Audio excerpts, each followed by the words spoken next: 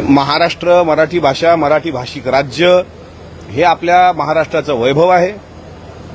सक्ती मारून ठोकून करू नये. प्रत्येकानं ते आत्मसात करण्याकरता, म्हणजे केरळमध्ये आपल्याकडची मुलं ज्यावेळेस शिकायला जातात त्यावेळेस 99% साक्षर राष्ट्र आहे, तर केरळमधली भाषा शिकताना त्यांना इंग्रजी शिकावं असं वाटतं. तसं मराठी देणाऱ्याला वाटलं पाहिजे, महाराष्ट्रात येणारा, की मला मराठी आलं पाहिजे. पण याच्याकरता मी कोणाला कानाखाली मारणं, कोणाची दुकानं फोडणं, कोणाचे घरं फोडणं, हे उद्योग बंद झाले पाहिजे. मराठी भाषेचा आदर म्हणजे शिवाजी महाराजांचं वैभव पाहून छत्रसाल बुंदेलखंडमधून आले होते. कवी भूषण बाहेरून आला होता आणि त्यांनी पाहिलं का शिवाजी महाराजांनी साधनं तोकडी असताना छत्रपती शिवरायांनी स्वराज्य निर्माण केलं.